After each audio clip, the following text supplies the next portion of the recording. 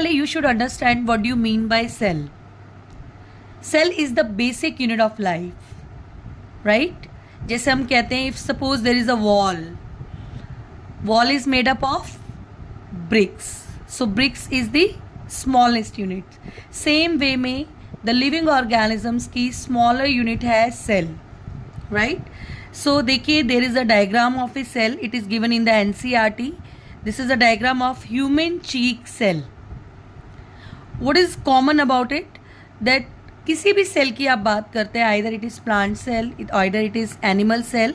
The cell have three main parts: cell membrane, nucleus and cytoplasm. सबसे पहले आ जाते हैं cell membrane. Cell membrane is the outer covering which enclose the cytoplasm and the nucleus. It separates one cell from another cell. It is porous in nature, means it contain pores, and it allow the entry or exit of substances essential for life process. Suppose एक room आपने बनवाया और उस room में ना आपने कोई window डलवाई ना कोई आपने डोर डलवाया, तो उसका कोई सिग्निफिकेंस है? क्या आप उसमें एंटर कर पाओगे, या जो एंटर कर रखा है वो बाहर निकल जाएगा? नहीं पॉसिबल है ना. तो इसीलिए सेल मेम्ब्रेन जो होती है वो आपकी क्या करती है, it allow the entry and exit of substances. That's why हम उसको बोलते हैं selectively cell permeable cell membrane. So this is the outer covering basically. जैसे ये आप देख रहे हो इस डायग्राम में, ये जो ब्लैक पार्ट दिख रहा है, this is called cell membrane. Second part is cytoplasm. Cytoplasm क्या है? द इनर इनसाइड जो लिक्विड कंटेंट है apart from nucleus, this is called cytoplasm.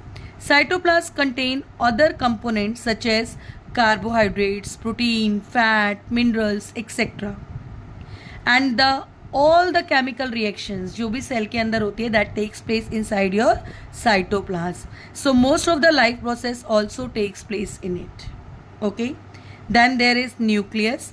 जो आप देख रहे हो ब्लैक डार्क स्टेन्ड बॉडी जो ये दिख रही है आपको ब्लैक कलर का, this is called nucleus. Nucleus का क्या फंक्शन होता है बेटा? It regulate all the activities that occur within the cell. आप कह सकते हो दिस इज द किंग. ठीक है, सेल के अंदर जो भी एक्टिविटी होती है that is regulated with the help of nucleus. And it also regulate growth. ये ग्रोथ को भी रेगुलेट करता है, राइट.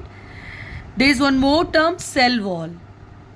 सेल वॉल जो है it is absent in your animal cell but it is present in your plant cell, because as you know plants are not able to move from one place to another, so they need strength, and cell wall provide rigidity and strength to the plant.